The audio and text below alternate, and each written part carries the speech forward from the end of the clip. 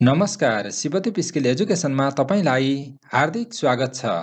आजको क्लासमा हामीहरू नयाँ पाठ्यक्रम 2079 अनुसार कक्षा 7को विज्ञान तथा प्रविधि विषयको एकाइ 4 जैविक विविधता र वातावरण पाठको अभ्यास सल्भ गर्नेछौँ। सुरु गरौँ आजको क्लास। अभ्यासको प्रश्न 1 मा भनेको छ सही विकल्पमा ठिक चिन्ह लगाउनुहोस्। प्रश्न क, अनवीकरणीय प्राकृतिक स्रोत कुन हो? सही उत्तर हो कोइला। प्रश्न ख, वातावरणीय असन्तुलन कसरी हुन्छ? सही उत्तर हो निर्जीवको बनोटमा परिवर्तन र बढी प्रयोगबाट। प्रश्न ग, बाढीले नदी किनारमा गर्ने धनजनको क्षति कसरी न्यूनीकरण गर्न सकिन्छ? सही उत्तर हो प्राकृतिक स्रोतको संरक्षण गरेर। प्रश्न घ, पुराना प्लास्टिकका सामानहरूलाई पगालेर नयाँ रूप दिनु फोहोर मैलाको कुन व्यवस्थापन हो? सही उत्तर हो पुनःचक्रण। प्रश्न ङ, जलस्रोत जलाधार र सिमसार क्षेत्रबीच पाइने समानता के हो? सही उत्तर हो जनावर र बिरुवालाई सहारा दिनु। प्रश्न च, दिएका मध्ये कुन बुँदाले जैविक विविधतालाई परिभाषित गर्दछ? सही उत्तर हो वातावरण अनुसार फरक फरक प्रकृतिका जीवहरूको अस्तित्व रहनु। यस प्रकार हामीले प्रश्न 1 लाई सल्भ गर्यौं। अब हेरौं प्रश्न 2। प्रश्न 2 मा भनेको छ तल दिएका शब्दबाट सही शब्द छानी खाली ठाउँमा भर्नुहोस्। यहाँ हामीलाई केही शब्दहरू दिएको छ भने तल खाली ठाउँ सहितका प्रश्नहरू दिएको छ। यी शब्दहरू मध्येबाट मिल्ने शब्दहरूलाई यी खाली ठाउँहरूमा भरौं। प्रश्न क, धेरै किसिमका जनावर र वनस्पतिको उपलब्धता ... हो। सही उत्तर हो जैविक विविधता। प्रश्न ख, कुनै स्थानमा रहेका सजीव र निर्जीवहरूको मात्रामा सन्तुलन कायम हुनुलाई ... भनिन्छ? सन्तुलित वातावरण भनिन्छ। प्रश्न ग, सामानहरू किनमेल गर्दा सामानसँगै तिनका पाकेटहरू घरमा नल्याउने प्रयास ... हो। त्यो हो न्यूनीकरण। प्रश्न घ, प्राकृतिक स्रोत आफ्नो उत्पत्ति स्थलमा रित्तिएपछि प्रतिस्थापित गर्न थोरै समय लाग्ने स्रोत ... को उदाहरण हो। प्रतिस्थापन गर्न थोरै समय भनेको छ भनेको के हो त? नवीकरणीयको उदाहरण हो। यस प्रकार हामीले प्रश्न 2 मा रहेका खाली ठाउँहरूमा मिल्ने शब्द लेख्यौं। अब हेरौं प्रश्न 3। प्रश्न 3 मा भनेको छ तल दिएका प्रश्नको उत्तर लेख्नुहोस्। प्रश्न क, जैविक विविधताको महत्त्व लेख्नुहोस्। उत्तर: जैविक विविधताको महत्त्व निम्न छन्। नम्बर 1, जैविक विविधताले पारिस्थितिक प्रणाली सन्तुलित बनाउँछ। नम्बर 2, माटो, हावा र पानीको गुणस्तर कायम राख्छ। नम्बर 3, प्राकृतिक प्रकोपको रोकथाम र न्यूनीकरण गर्छ। नम्बर 4, जैविक विविधताले जीवको लागि खानेकुरा प्रदान गर्दछ। नम्बर 5, जैविक विविधताबाट वातावरणको सौन्दर्य कायम रहन्छ। यस प्रकार हामी जैविक विविधताको महत्त्व लेख्यौं। तपाईहरुलाई कुनै पनि कन्फ्युजनहरू छन् भने शिक्षकसँग छलफल गर्न सक्नुहुन्छ। कुनै पनि कुराहरू बुझ्नु भएन अथवा तपाईको कुनै पनि जिज्ञासाहरू रहेको खण्डमा कमेन्ट गरेर सोध्न सक्नुहुनेछ। यो च्यानलको लागि नयाँ हुनुहुन्छ भने च्यानललाई सब्स्क्राइब गर्न नबिर्सिनुहोला, किनभने तपाईको लागि उपयोगी धेरै शैक्षिक सामग्रीहरू यो च्यानलमा छन् र भविष्यमा पनि अपलोड हुँदै जानेछन्। साथै भिडियोलाई लाइक गर्न नबिर्सिनुहोला। तपाईको लाइक थप भिडियो बनाउनको लागि मेरो प्रेरणाको स्रोत हो। त्यसैले तपाईले गर्नुभएका कमेन्टहरू, तपाईले गर्नुभएका लाइकहरू महत्त्वपूर्ण छन्। अहिले भने हेरौं प्रश्न ख। प्रश्न खमा भनेको छ पर्यावरणीय सन्तुलन कसरी कायम गर्न सकिन्छ? उत्तर: पर्यावरणीय सन्तुलन निम्न अनुसार कायम गर्न सकिन्छ। नम्बर 1, प्राकृतिक स्रोत साधनको मितव्ययी उपयोग गर्ने।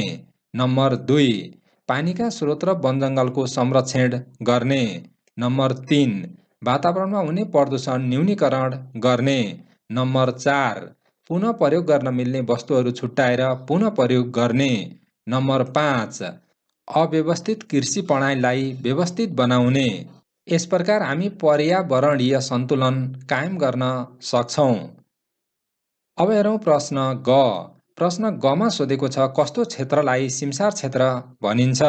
उत्तर बाह्रै महिना पानीले ढाकेको र दलदल जमिन भएको क्षेत्रलाई सिमसार क्षेत्र भनिन्छ। अब हेरौँ प्रश्न घ। प्रश्न घमा भनेको छ जलाधार क्षेत्र किन महत्त्वपूर्ण हुन्छ? उत्तर जलाधार क्षेत्र निम्न कारणले गर्दा महत्त्वपूर्ण हुन्छ। नम्बर 1, जलाधार र सिमसार क्षेत्रमा पाइने बिरुवा र जनावर मानिस लगायत अन्य जनावरका खानाका स्रोत हुन्। नम्बर 2, जलाधार र सिमसार क्षेत्र जलीय जनावर र बिरुवाको वासस्थान हो जहाँ माछा लगायत जलीय जीवले प्रजनन गरी सन्तान उत्पादन गर्दछन्।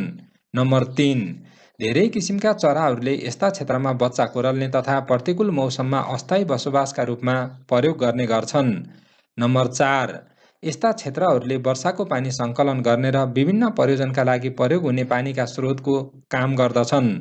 नम्बर 5, यस्ता क्षेत्रले वातावरणीय तापक्रममा सन्तुलन गर्ने र जलचक्र सञ्चालनमा पनि महत्त्वपूर्ण भूमिका खेल्दछन्। त्यसैले जलाधार क्षेत्र महत्त्वपूर्ण छन्। प्रश्न ङ। प्रश्न ङमा सोधेको छ ठोस फोहोर मैलाको व्यवस्थापन गर्ने मुख्य उपायहरू लेख्नुहोस्। उत्तर ठोस फोहोर मैलाको व्यवस्थापन गर्ने मुख्य उपायहरू नम्बर 1, कम प्रयोग वा न्यूनीकरण, नम्बर 2, पुनः प्रयोग र नम्बर 3, पुनः चक्रण हुन्। यी कुराहरूको प्रयोग गरेर अथवा यी प्रयोगहरू गरेर हामीले के गर्न सक्छौँ? ठोस फोहोर मैलाको व्यवस्थापन गर्न सक्छौँ। अब हेरौँ प्रश्न च। प्रश्न चमा भनेको छ थोरै खेतीयोग्य जमिनबाट धेरै उब्जनी लिनका लागि प्रचुर मात्रामा प्रयोग गरिएका रासायनिक मल र कीटनाशक विषादीले कसरी प्राकृतिक स्रोतको विनाश गर्छ? उत्तर रासायनिक मल र कीटनाशक विषादीको प्रचुर प्रयोगले माटाको उर्वरा शक्ति घट्दो क्रममा रहेको छ। पर्यावरण सन्तुलनको लागि महत्त्वपूर्ण किरा तथा वनस्पति विषादीको कारणले विनाश भएका छन्। वायुमण्डलमा हानिकारक तत्त्वको मात्रा बढेको छ। जल सम्पदा प्रदूषित भएकाले जलचरलाई बाँच्न कठिन भएको छ। यस प्रकार थोरै खेतीयोग्य जमिनबाट धेरै उब्जनी लिनका लागि प्रचुर मात्रामा प्रयोग गरिएका रासायनिक मल र कीटनाशक विषादीले प्राकृतिक स्रोतको विनाश गरेको छ। हामीले यस प्रकार लेखेका छौँ। यसलाई तपाईहरूले यो अघिल्लो पाठलाई ध्यान दिएर लेख्नुभयो भने जस्तो माटोको उर्वरा शक्ति घट्दो क्रममा अथवा उर्वरा शक्ति घटाएको छ, साथै पर्यावरण सन्तुलनको लागि महत्त्वपूर्ण किरा तथा वनस्पतिहरू जुन छन् तिनीहरूको मात्रालाई पनि अथवा तिनीहरूलाई पनि के गरेको छ? विनाश गरेको छ। त्यसैले गर्दा हामीले चाहिँ यो कुरालाई जस्टिफाई गर्न सक्छौँ, अर्थात् यसको उत्तरलाई हामीले लेख्न सक्छौँ। प्रश्न 6। प्रश्न 6मा भनेको छ सिमसार क्षेत्रको महत्त्वबारे प्रकाश पार्नुहोस्। उत्तर सिमसार क्षेत्रमा पाइने बिरुवा र जनावर मानिस लगायत अन्य जनावरका खानाका स्रोत हुन्। विभिन्न प्रकारका चराहरूले यस्ता क्षेत्रमा बच्चा कोरल्ने तथा प्रतिकूल मौसममा अस्थायी बसोबासका रूपमा प्रयोग गर्ने गर्दछन्। साथै सिमसार क्षेत्रले वातावरणीय तापक्रम सन्तुलन गर्ने तथा जलचक्र सञ्चालनमा पनि महत्त्वपूर्ण भूमिका खेल्छ। त्यसैले सिमसार क्षेत्र महत्त्वपूर्ण छ। हामीले यहाँ उत्तर लेख्यौँ प्रश्न ज। प्रश्न जमा भनेको छ नेपाल जैविक विविधतामा धनी छ कसरी? तर्क दिनुहोस्। उत्तर नेपालको धरातलीय स्वरूप र वातावरणमा पाइने विविधताले धेरै किसिमका वनस्पति र जनावरहरू पाइन्छन्। तराईमा पाइने जनावर र वनस्पति भन्दा पहाड र हिमालमा पाइने जनावर र वनस्पति फरक हुन्छन्। यसरी फरक फरक किसिमका जनावर र वनस्पति पाइने हुनाले नेपाल जैविक विविधतामा धनी छ। प्रश्न झ। प्रश्न झमा भनेको छ फरक लेख्नुहोस्। फरक लेख्नको लागि 3वटा प्रश्नहरू दिएको छ, जसमध्ये पहिलो प्रश्न छ पुनः प्रयोग र पुनः चक्रण। पुनः प्रयोग र पुनः चक्रणमा निम्न अनुसार फरक छ। एकातर्फ लेखौँ पुनः प्रयोग, अर्कोतर्फ पुनः चक्रण। पुनः प्रयोग भन्नाले एउटा प्रयोजनका लागि प्रयोग गरिसकिएका वस्तुलाई नफाली त्यसलाई अर्को प्रयोजनका लागि प्रयोग गर्नु हो। पुनः चक्रण प्रयोग गरिसकेका पुराना सामग्रीहरूलाई पुनः कच्चा पदार्थका रूपमा प्रयोग गरी नयाँ सामग्री तयार गर्ने कार्यलाई पुनः चक्रण भनिन्छ। पुनः प्रयोग सामान लिन जाँदा एउटै झोलालाई पटक पटक प्रयोग गर्नु पुनः प्रयोगको उदाहरण हो। पुनः चक्रण हामीले प्रयोग गरिसकेका कापी किताबलाई फेरि कागज कारखानामा लगेर कागज बनाउनु पुनः चक्रणको उदाहरण हो। यस प्रकार हामी पुनः प्रयोग र पुनः चक्रणको बीचमा फरक लेख्यौँ। अब हेरौँ दोस्रो प्रश्न। दोस्रो प्रश्न अर्थात् प्रश्न आमा सोधेको छ जलाधार क्षेत्र र सिमसार क्षेत्र। जलाधार क्षेत्र र सिमसार क्षेत्रमा निम्न अनुसार फरक छ। एकातर्फ जलाधार क्षेत्र, अर्कोतर्फ लेखौँ सिमसार क्षेत्र। पानी सङ्कलन भएको ठाउँ वा पानीको स्रोत जलाधार क्षेत्र हो। सिमसार क्षेत्र 12 महिना पानीले ढाकेको र दलदल जमिन क्षेत्र सिमसार हो। जलाधार क्षेत्रको उदाहरण जगदीशपुर ताल, घोडाघोडी ताल, विषजारी ताल आदि नेपालका जलाधार क्षेत्र हुन्। त्यसैगरी सिमसार क्षेत्रमा कोसीटप्पु क्षेत्र नेपालको प्रमुख सिमसार क्षेत्र हो। प्रश्न ई। प्रश्न ईमा भनेको छ नवीकरणीय र अनवीकरणीय स्रोत। नवीकरणीय र अनवीकरणीय स्रोतको बीचमा निम्न अनुसार फरक छ। एकातर्फ लेखौँ नवीकरणीय स्रोत, अर्कोतर्फ लेखौँ अनवीकरणीय स्रोत। नवीकरणीय स्रोततर्फ पटक पटक प्रयोग गर्दा पनि रित्तिने सम्भावना नभएका प्राकृतिक स्रोत नवीकरणीय स्रोत हुन्। त्यसैगरी अनवीकरणीय स्रोततर्फ प्रयोग गर्दा रित्तिने र रित्तिएपछि पुनः प्राप्त गर्न लामो समय लाग्ने प्राकृतिक स्रोत अनवीकरणीय स्रोत हुन्। हावा, पानी, वन सम्पदा, माटो आदि नवीकरणीय प्राकृतिक स्रोतका उदाहरण हुन्। कोइला, पेट्रोलियम पदार्थ, धातु, चट्टान आदि अनवीकरणीय प्राकृतिक स्रोतका उदाहरण हुन्। यस प्रकार हामी नवीकरणीय र अनवीकरणीय प्राकृतिक स्रोतको बीचमा फरक लेख्यौँ। अब हेरौँ प्रश्न य। प्रश्न यमा भनेको छ वातावरण र जैविक विविधताको पारस्परिक सम्बन्धलाई व्याख्या गर्नुहोस्। उत्तर: फरक फरक वातावरणमा फरक फरक किसिमका जनावर र बिरुवाहरू पाइन्छन्। संसारमा रहेका विभिन्न किसिमका जनावर र वनस्पतिहरू वातावरणका अवयवहरू हुन्। चिसो ठाउँमा चिसो ठाउँ अनुकूल र गर्मी ठाउँमा गर्मी ठाउँ अनुकूल जनावर तथा बिरुवाहरू पाइन्छन्। यस प्रकार वातावरण र जैविक विविधताको पारस्परिक सम्बन्ध रहन्छ। अब हेरौँ प्रश्न ट।